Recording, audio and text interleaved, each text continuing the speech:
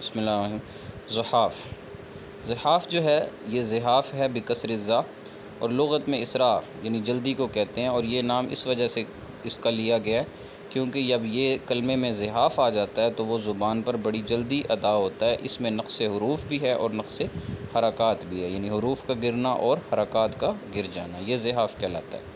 باقی زحاف کی تعریف کیا ہوگی کہ تغییر مختص بثوانی الاسباب مطلقاً بلا لزوم، ٹھیک ہے جی، یعنی جو اسباب کے ساتھ کسی بھی قسم کی تغییر کا لازم ہو جانا، چمٹ جانا، مل جانا، یعنی جو ہمارے جو سبب ہے، سبب خفیف اور ثقیل ہے، اس کے ساتھ مل جانا کسی بھی قسم کی خاص قسم کی تغییر، تو اس کو زحاف کہتے ہیں۔ اور زحاف التغییر الذی اذا دخل فی بیت، جب وہ ابیات قصیدہ میں سے کسی بیت میں آ جاتی ہے تو ولا یجب التزامہ فیما یاتی بعدہ من الابیات، تو پھر اس کو اینڈ تک اس کا التزام ضروری نہیں ہوتا، جبکہ فاصلہ سبب اور وتد ان کا اینڈ تک التزام ضروری ہوتا ہے۔ وہ کہیں آتی ہے تغییر، یعنی زحاف جو ہوتے ہیں وہ کہیں آتی ہیں اور کہیں نہیں آتے۔ زحاف کے ساتھ ایک دوسری چیز ہے، اس کو علت بولتے ہیں۔ علت کیا ہے؟ وہ ایسی تبدیلی ہے کہ جب وہ ابیات قصیدہ میں کسی بیت میں آتی ہے تو اس کا التزام جو ہے وہ آخری دم تک رکھنا ضروری ہوتا ہے، اس کو شعر میں باقی رکھا جاتا ہے۔ علل کیا ہیں؟ زیادت سبب خفیف علی ما آخرہ وتد مجموع، وہ وتد مجموع کے آخر میں سبب خفیف کی زیادتی کا کر دینا وہ علل کہلاتا ہے۔ باقی ان کی تھوڑی سی تقسیم کا ذہن میں ہونا ضروری ہے۔ زحاف میں تغییر الذی لا يدخل الحرف الاول والثالث والسادس من الجزء لانھا لیست ثمانی الاسباب، ٹھیک ہے جی، کہتے ہیں کہ یہ پہلے میں، تیسرے میں اور چھٹے میں زحاف نہیں ہو سکتا، اور باقیوں میں زحاف ہو سکتا ہے۔ اور اسی طریقے سے انواع الزحاف کتنے ہیں؟ اب اس کی تقسیم پہ آ جاتے ہیں 51 میں، کہ انواع الزحاف المفرد، مفرد جو زحاف کی دو قسمیں ہیں، ایک زحاف ہے زحاف مفرد اور دوسرا ہے مزدوج۔ جو زحاف مفرد ہے اس کی 8 قسمیں ہیں اور زحاف مزدوج کی 4 قسمیں ہیں، ٹھیک ہے جی۔ زحاف مفرد کی کون کون سی قسم ہیں؟ خبن، اضمار، وقص اور طی، قبض، عصب، عقل اور کف، یہ 8 قسمیں جو ہیں یہ زحاف مفرد کی ہیں۔ اور اسی طریقے سے جو یعنی زحاف ہے، جو زحاف مزدوج ہے، اب وہ ان 8 کی تعریف بیان کرے گا۔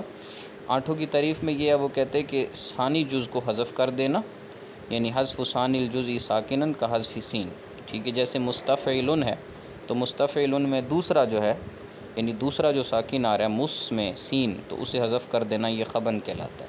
اور اسی طریقے سے اسکان جز ثانی الجزء المتحرک، دوسرے متحرک کو حذف کر دینا تو وہ اضمار کہلاتا ہے۔ جیسے متفاعل میں مفاعل پڑھ دینا، تا کو حذف کر دینا۔ اور اسی طریقے سے دوسرے متحرک کو حذف کر دینا، جیسے کہ تا کو متفاعل، تو یہ وقص کہلاتا ہے، یہ وقص کہلاتا ہے۔ دوسرے متحرک کو ساکن کرنا اضمار کہلاتا ہے، اور دوسرے متحرک کو حذف کرنا وہ وقص کہلاتا ہے۔ اور اسی طریقے سے جو چوتھا ہے حذف رابع الجزء ساکنن، چوتھے متحرک کو ساکن کرنا طی کہلاتا ہے۔ جیسے مستف کو جو ہے وہ مستفعل میں جو ساکن ہے اسے حذف کرنا، جیسے کہ مستفعل میں فا کو حذف کر دیا، مستعلن کر دیا، تو یہ طی کہلاتا ہے۔ اور اسی طریقے سے قبض کیا کہلاتا ہے کہ حذف خامس الجزء ساکنن، جو 5واں جزء ساکن ہے اسے حذف کرنا، جیسے کہ یا ہے تو مفاعل میں مفاعل کر دینا، یہ قبض کہلائے گا۔ اور اسی طریقے سے اسکان خامس الجزء متحرکن، 5ویں جزء ساکن کو متحرک کر دے، 5ویں جزء متحرک کو ساکن کر دینا، جیسے مفاعلتن کو مفاعلتن کر دینا، تو یہ کیا کہلائے گا؟ یہ عصب کہلائے گا۔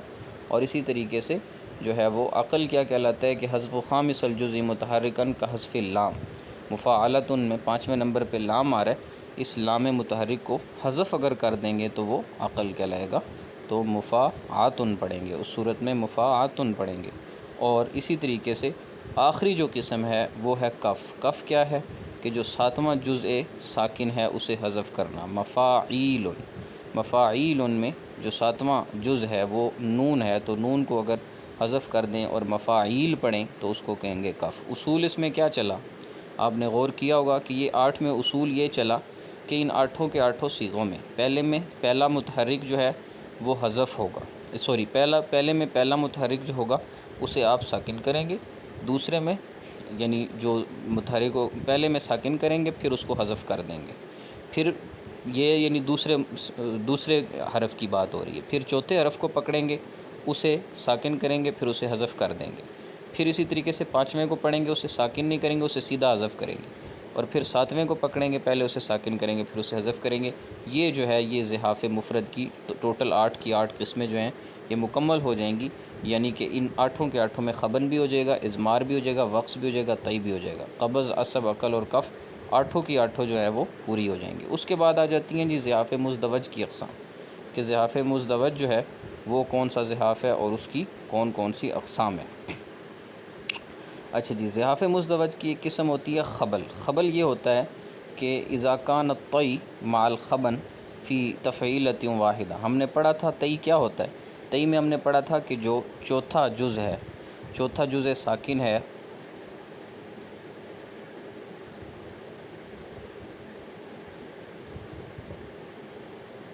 دیکھیں نا زحاف کی مطلقاً ڈیفینیشن کیا ہے۔ زحاف کی مطلقاً ڈیفینیشن یہ ہے کہ ہم یعنی جو تفعیلے کے حروف ہیں ان حروف میں سے کسی خاص وجہ سے کہیں پر کسی حرف کو گراتے ہیں، کہیں پر کسی حرف کو ساکن کرتے ہیں، ٹھیک ہے، یہ شعر میں چلتا ہے۔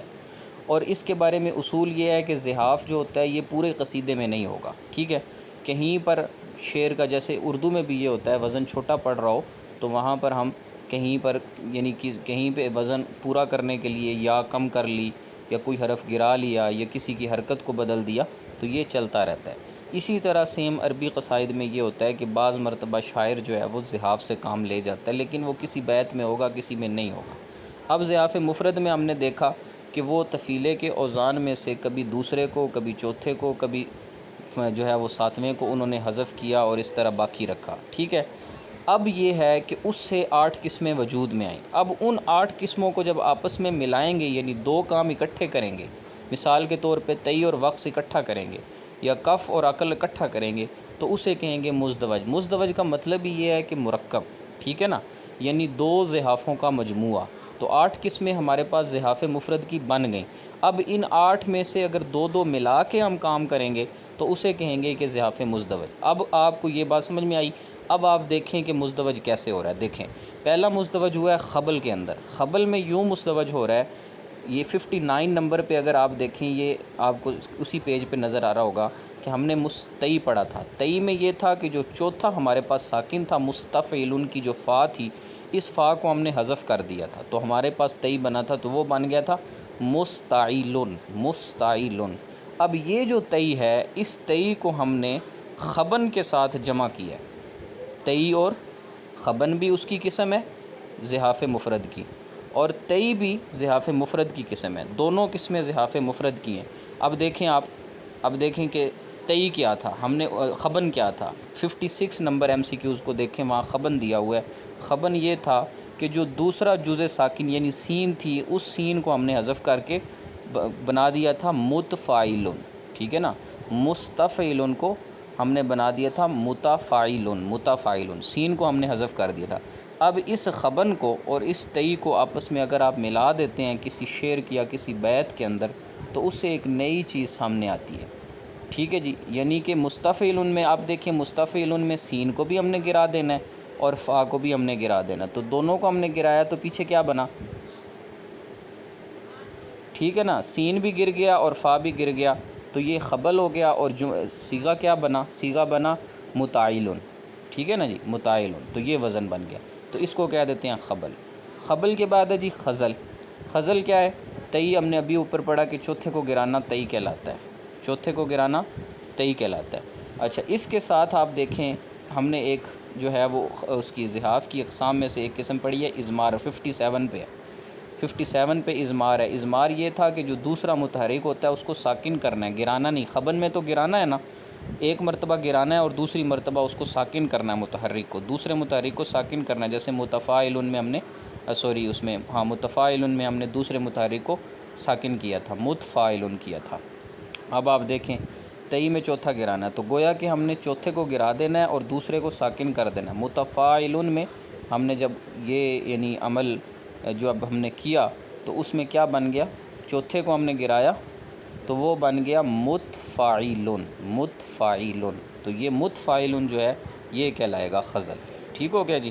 اس کے بعد تیسرا دیکھیں، تیسرا ہے شکل۔ شکل کیا ہے کہ اذا کان الکف مع الخبن، اب آپ نے کف کو خبن کے ساتھ ملانا ہے۔ اب خبن پہلے ہے جس میں ہم نے دوسرے ساکن کو گرا دیا تھا، ٹھیک ہو گیا نا، اور اسی طریقے سے دوسرا اس کے ساتھ جو انہوں نے دیا ہے وہ ہے کف۔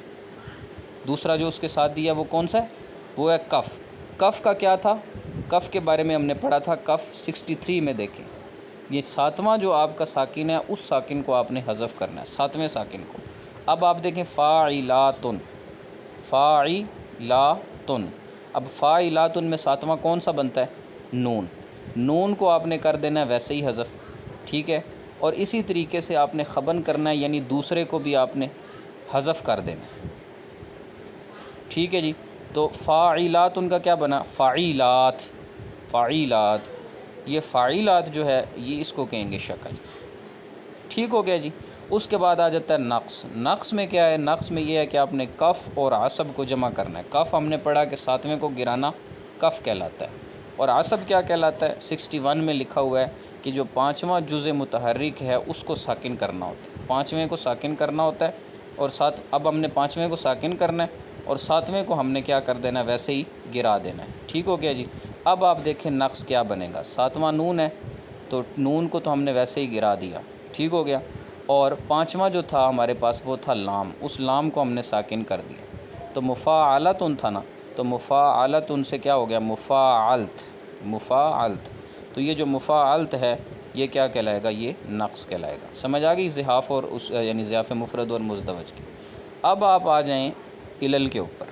اب ہم علل کو دیکھتے ہیں۔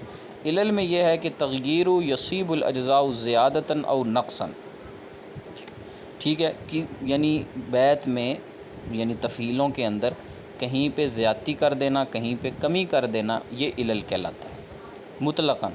لیکن فرق کیا ہے زحاف اور علت میں؟ کہ جو علت کی زیادتی یا کمی ہوگی وہ پورے قصیدے میں چلے گی، اور جو زحاف کی ہوگی وہ کہیں کسی بیت میں چلے گی اور کسی میں نہیں چلے گی۔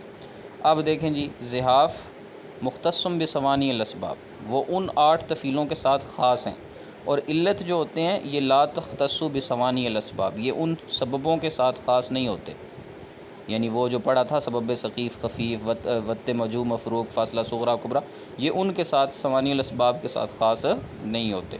اب آپ دیکھیں کہ زحاف جو ہے یہ عروض اور ضرب میں واقع ہوتا ہے، اور بقیت اجزاء البیت، ٹھیک ہے جی۔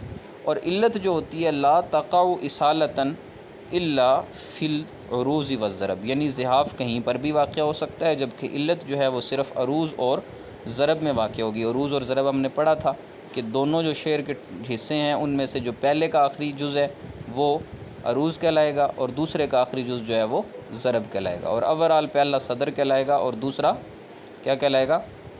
پہلا صدر کہلائے گا اور دوسرا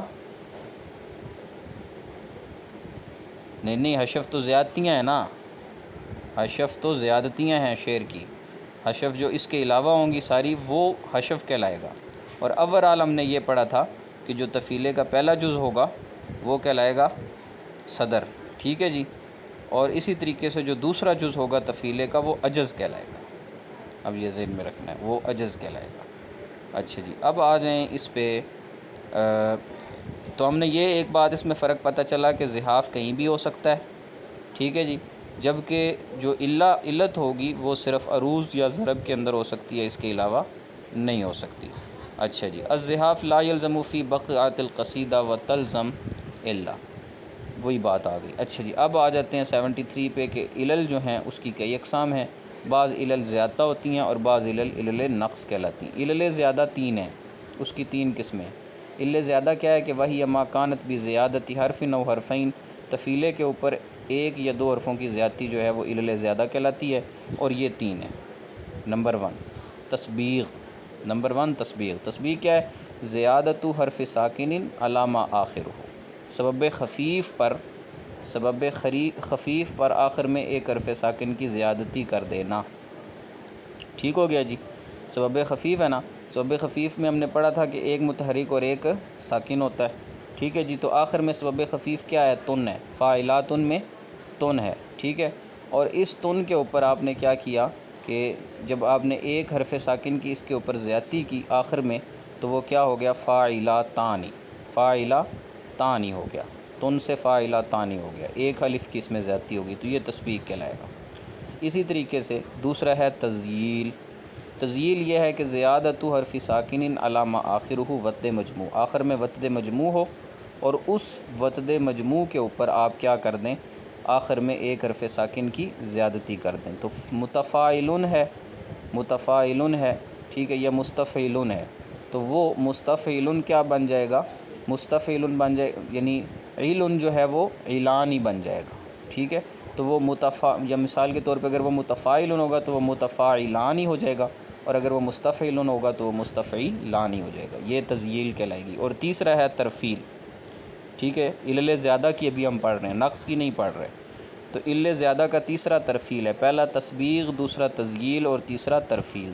ترفیل یہ ہے کہ وطد مجموع کے آخر میں آپ ایک سبب خفیف بڑھا دیں، یعنی سبب خفیف مطلب ایک ساکن اور ایک متحرک اور بڑھا دیں، ٹھیک ہے۔ تو اس کی مثال وہ کہہ رہے ہیں کہ وطد مجموع کے اوپر آپ نے ایک سبب خفیف بڑھانا ہے، یعنی علن ہے نا، تو علن کے اوپر تن کا آپ نے اضافہ کرنا ہے، تو فاعلن سے فاعلن تن ہو جائے گا، فاعلن تن، اور یہ اکثر بیتوں میں استعمال بھی ہوتا ہے ترفیل جو ہے، ٹھیک ہو گیا جی۔ تو یہ تین جو ہیں یہ آپ کے کہلائیں گے علل زیادہ۔ اس کے بعد جو علل نقص ہیں وہ 9 ہیں، علل نقص ہیں، ٹھیک ہے جی، وہ ان کی تعداد کتنی ہے، 9 ہے۔ نمبر ایک یہ ہے کہ آپ کسی بھی تفعیلے کے آخر میں سبب خفیف گرا دیں، یہ آسان ہے، مشکل نہیں۔ دیکھیں فعول ہے نا، تو فعول میں لن گرایا تو فعو رہ گیا، تو فعو کو جب آپ تفعیلے کی صورت میں یعنی واپس اس شیپ میں لے کے آتے ہیں تو وہ فعال بن گیا، ٹھیک ہے۔ فعو مطلب فعال ایک ہی بات ہے نا، دو متحرک کے بعد تیسرا ساکن، ٹھیک ہے نا۔ تو وہ اس کو کہتے ہیں جی کہ یہ حذف ہے، پہلا جو ہے وہ حذف ہے۔ دوسرا ہے قطف۔ قطف کیا ہے، اجتماع الحذف مع العصب، ٹھیک ہے جی، کہ آپ نے اجتماع الحذف مع العصب کے ساتھ حذف کو جمع کرنا ہے۔ یہ ہم نے ابھی پیچھے پڑھا تھا کہ عصب کسے کہتے ہیں، عصب کی جہاں پر ڈیفینیشن کی تھی وہاں پر میں نے بتایا تھا آپ کو کہ عصب کہتے ہیں پانچواں جو جز متحرک ہے اس جز کو ساکن کرنا ہوتا ہے، وہ عصب کہلاتا ہے، ٹھیک ہے جی۔ اب اس عصب کے ساتھ ہم نے حذف بھی کرنا ہے، تو مثال کے طور پر مفاعلتن میں لام جو ہے، یہ لام جو ہے یہ اس کو ہم لام کو ساکن کریں گے تو مفاعل ہو گیا، ٹھیک ہے جی۔ اور اس کے بعد پھر ہم کیا کریں گے، یعنی اس کو گرا دیں گے، حذف کریں گے، ٹھیک ہے جی۔ تو پھر کیا رہ جائے گا، مفاعل سے فعولن ہو جائے گا، مفاعل سے فعولن ہو جائے گا۔ اور وَيَكُونُ فِي بَحْرِ الْوَافِرِ، اور یہ زیادہ تر جو ہوتا ہے یہ کس کے اندر ہوتا ہے، بحر وافر کے اندر ہوتا ہے، ٹھیک ہو گیا جی۔ اچھا جی، پہلے ہم نے تن یعنی تا اور نون کو گرا دیا نا، اس میں وہ ہم نے حذف پہلے کر لیا ہوا ہے، دیکھیں نا مفاعلتن تھا اصل میں، مفاعلتن میں تن ہم نے گرا دیا، سبب خفیف ایک پہلے ہی گرا دیا، اس کے بعد ہمارے پاس جو رہ گیا تھا وہ مفاعلہ تھا، پھر ہم نے لام کا عصب کیا تو وہ ہمارے پاس رہ گیا جو ہے وہ فعولن بن گیا اس میں، ٹھیک ہے جی۔ تو یہ قطف ہے۔ اس کے بعد ہے جی قطع۔ قطع کیا ہے، قطع یہ ہے کہ حذف آخری وطد مجموع کو گرانا ہے اور اس کے ماقبل کو باقی رکھنا ہے۔ مثال ہے فاعلن کی، فاعلن میں لن کو گرا دیا اور لن میں پھر جو اس کا ماقبل تھا وہ اس کی حرکت کو اس کو ساکن کر دیا، جیسے فاعلن جب اس کو گرایا، اب اصل میں لن تھا نا، فاعلن میں لن، تو لن میں ہم نے آخری حرف کو مطلب اس کو گرا دیا، وطد مجموع میں حذف آخر صرف ایک گرایا، آخری کو گرانا ہے، ٹھیک ہے۔ تو آخری 2 تھے، وطد مجموع میں 3 تھے نا، وطد مجموع میں یعنی وطد مجموع کہتے ہیں 2 متحرک کے بعد تیسرا ساکن، ٹھیک ہے۔ ہاں، تو تیسرا جو تھا وہ نون بن رہا تھا، ٹھیک ہے، اس نون کو ہم گرا دیا تو گرایا تو وہ ہو گیا فاعلو، تو لام کو حذف کیا تو وہ رہ گیا فاعل، جب اس کو ہم نے تفعیلے کی شیپ دی تو تفعیلے کی شیپ میں وہ آ گیا فاعلن، ٹھیک ہے، یعنی ایک سبب، دونوں سبب خفیف اکٹھے ہو گئے، تو یہ کہلاتا ہے قطع، ٹھیک ہے۔ اس کے بعد ہے جی البتر۔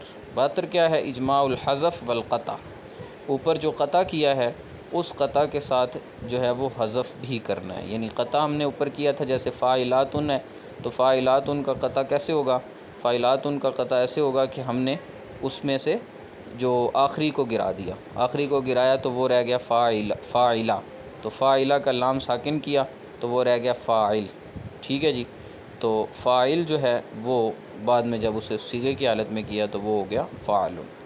اچھا جی، اس کے بعد آ گیا اس میں حذف ساکن السبب الخفیف و اسکان ما قبلہ۔ ٹھیک ہے جی، جو سبب خفیف ہوگا اس میں، سبب خفیف کو آپ نے یعنی حذف ساکن، سبب خفیف کا جو ساکن جو ہے اسے آپ نے حذف کرنا ہے اور اس کے ما قبل کو ساکن کرنا ہے۔ تو گویا کہ تن تھا، ٹھیک ہے جی، تن میں نون کو حذف کر دیا اور تا کو ساکن کر دیا تو فاعلات ہو گیا، اور فاعلات کو جب اس میں کیا تو وہ فاعلان ہو گیا۔ اور یہ کہہ رہے ہیں مدید، رمل اور بسیط میں زیادہ تر استعمال ہوتی ہے اور یہ قصر کہلاتی ہے۔ اس کے بعد ہے حزز۔ حزز یہ ہے کہ وطد مجموع کو حذف کر دینا آخر سے، ٹھیک ہے جی، علن کو حذف کر دیا تو متفع ہو گیا، جب اسے صیغے کی صورت میں کیا تو وہ کیا بن گیا؟ فاعلن ہو گیا، متفع فاعلن، ٹھیک ہے۔ متا اصل میں دیکھیں نا، یہ جو متفع بھی ہے نا، اس میں متفع میں ہم نے حذف وطد مجموع کو تو ویسے ہی حذف کر چکے ہیں تو متفع ہوا، پھر اس کو جب ہم نے اس میں کیا تو یہ فاعلن کیسے بنا؟ یہ متفع کی ایک جو گردان ہے وہ متفع ہے، ٹھیک ہے، تو متفع کی صورت میں فاعلن بنتا ہے حزز۔ اس کے بعد ہے صلم یا صلم۔ صلم یہ ہے کہ وطد مفروق کو حذف کیا تفیلے کے آخر سے، وطد مفروق کو تفیلے کے آخر سے حذف کر دیا، یعنی لات پورا گرا دیا تو مفعول رہ گیا، مفعول کو جب کیا تو فاعلن رہ گیا۔ اس کے بعد ہے جی اسکان السابع المتحرک، ساتویں کو ساکن کر دیا متحرک کو یعنی تا کو، تو مفعولات سے تو سے مفعولات ہو گیا اور پھر وہ مفعولانی ہو گیا، یہ وقف کہلاتا ہے۔ اور اسی طریقے سے ساتویں کو حذف کیا، ٹھیک ہے جی، ساتویں پہ تا تھی، تا کو حذف کیا تو مفعولات سے مفعولا ہو گیا اور پھر وہ مفعولن ہو گیا، ٹھیک ہے جی، یہ کشف کہلاتا ہے۔ تو یہ ہیں علل ساری، ٹھیک ہے، انہیں کوشش کرتا ہوں میں کہ ایک شعر میں بنا لیتے ہیں، ایک شعر کی صورت میں، اس میں یہ ہے کہ بندہ اس کو یاد کرنا آسان ہے، باقی وہ تو ظاہر ہے یہ تو پھر تمرین سے آتا ہے، صرف نام مطلب ذہن میں ہونے چاہیے۔ اب خلاصہ یہ نکلا کہ جو زحاف مفرد ہے اس کی 8 قسمیں ہیں اور زحاف مزدوج کی 4 قسمیں ہیں۔ علت جو ہے، علت جو زیادہ علہ ہے اس کی 3 قسمیں ہیں اور جو علہ حذف ہے اس کی 9 قسمیں، بس یہ ذہن میں ہونا چاہیے، باقی پھر اگر وہاں کچھ سمجھ میں آئے تو بندہ لکھ دے، نہ آئے تو چلو نہ لکھیں۔ اچھا جی، آگے اب آ جاتی ہیں بحریں کہ عدد التفعیلات فی بحر التفعیل، بحر طویل، یہ تو وہ نظم سے متعلقہ ہی ہیں چیزیں، ٹھیک ہے جی۔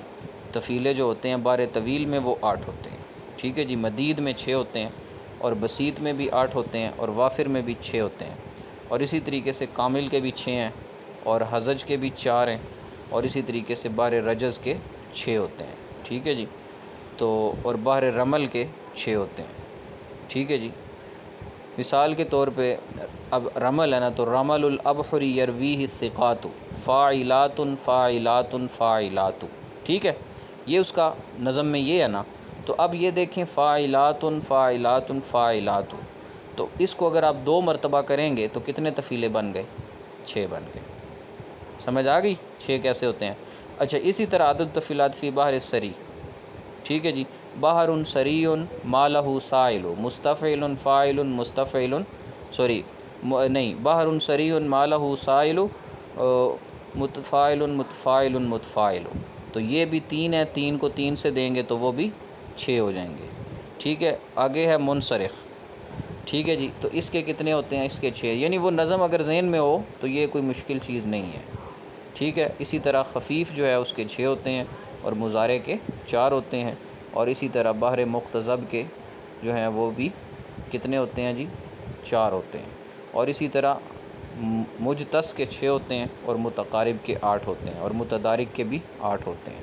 اب آ جاتے ہیں جی اوزان پہ، ٹھیک ہے جی، بحر طویل ما لہ ساحل فعول مفاعیل فعول مفاعل، ٹھیک ہو گیا۔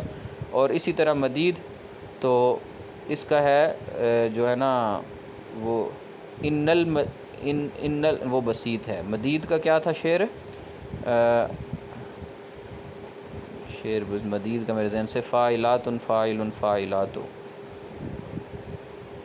اچھا جی، اچھا آگے ہے بسیط، ان البسیط لدیہ یبسط العمل مستفعل فاعل مستفعل فاعل، ٹھیک ہو گیا جی۔ اس کے بعد ہے وافر، ٹھیک ہے، اور وافر کا آئے گا، وافر کا تھا دیکھیں نا بندہ یا ذہن میں رکھے تو وہ نظم رہتی ہے، پھر نکل جاتی ہے۔ ایک منٹ کمل الجمال من البحور الغمد رمل الابحر یروی ثقات فاعلات۔ اچھا وافر، وافر کا نہیں آ رہا ذہن، کامل کا آ رہا ہے کہ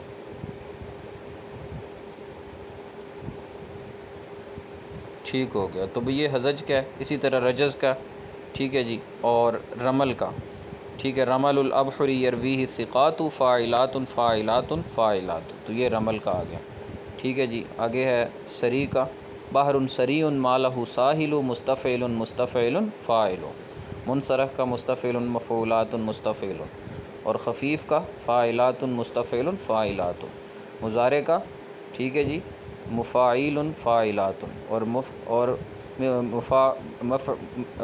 مفعلات مفتعل، یہ ہے مختص کا، یہ سب سے مشکل ہے، یہ استعمال نہیں ہوتا، اور مجتز کا مستفعل فاعلات، یہ بھی بہت کم استعمال ہوتا ہے۔ یعنی المتقارب قال الخلیل فعول فعول فعول فعول، یہ ایزی ہے اور یہ بھی زیادہ استعمال ہوتا ہے۔ متدارک کا اخفش نے کہا تھا، متدارک کا، ٹھیک ہے جی، حرکات المدرک تنتقل فاعل فاعل فاعل فاعل، ٹھیک ہو گیا۔ اس کے بعد ہے جی فعول، یہ تفیلہ ہے، پہلا تفیلہ کس باہر کا ہے؟ طویل کا بھی اور متقارب کا بھی، فعول مفاعیل فعول مفاعل میں بھی یہ استعمال ہوتا ہے، اور اسی طرح یہ استعمال ہوتا ہے فعول فعول فعول فعول، متدارک میں متقارب میں بھی یہ استعمال ہوتا ہے۔ مستفعل یہ بسیط رجز اور سری میں استعمال ہوتا ہے۔ بہرحال یہ سارے تفیلے ہی ہیں، وہ بتا رہے ہیں، یہ آپ کے جب ذہن میں نظم ہو تو بس پھر سارے ہی ایزی ہیں، کوئی مشکل نہیں ہے اس میں۔ اچھا جی، اس کے بعد آ جاتے ہیں ہم، یہ میں اس کو سارے کو چھوڑ رہا ہوں کیونکہ یہ سارا نظم سے متعلق ہے، اگر نظم ذہن میں ہے تو پھر اس میں کوئی مشکل نہیں ہے، اس میں کے لحاظ سے ٹھیک ہو گیا جی۔ اچھا، اس میں جو وہ تھا جو شعروں میں استعمال ہوئے تھے وہ کہاں گیا؟ آگے ہے یہ فائل، یہاں تو ختم ہو گئی ہے، 133 ہی ہیں اس میں۔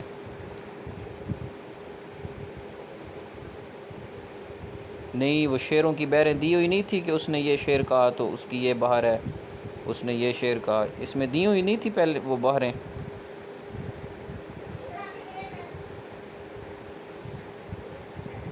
نہیں نہیں، اس کے اندر بحروں میں اس میں دی ہوئی تھیں وہ،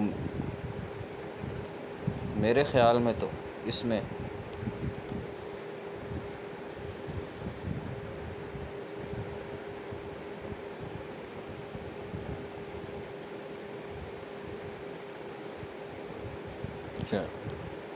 چلو جی ٹھیک ہو گیا۔